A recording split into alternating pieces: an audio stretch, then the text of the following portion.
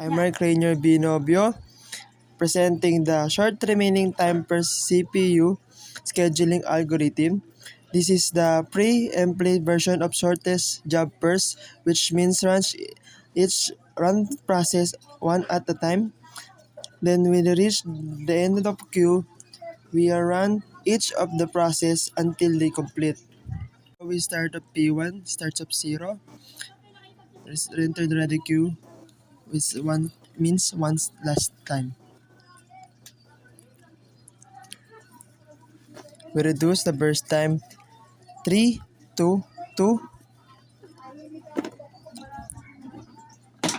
and the mean point, the P2 is enters 1, and compare the P1 to P2, and the P1 is shortest by P2, and the schedule it's one time as a unit, and the burst time of 2 turns to 1, and then this point P3 and P4 same enters as this point, and compared to first P1, it's the shortest as the P3 and P4.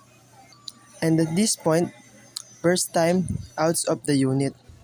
At this point, we have 3 remaining running process at this point. And this running 1 as the unit, and reduce the 5 burst time as into 4.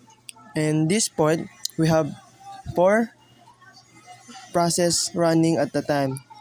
P5 enters 2 in process, and as this you see, P5 is the shortest process at the time.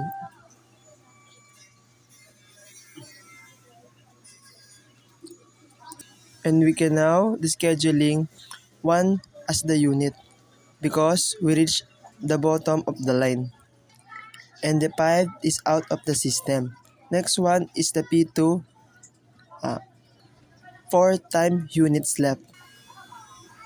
P2 is out of the system, and we have 2 remaining processes remaining left, P3 and P4, and P3 is scheduled, and the last remaining P4 is scheduled. And at this point, we will calculate completion time.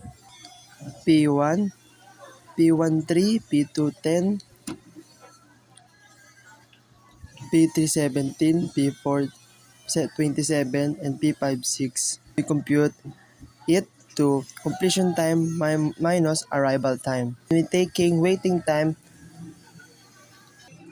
turnaround time minus burst time. Finally, the response time. P1 starts with 0, and the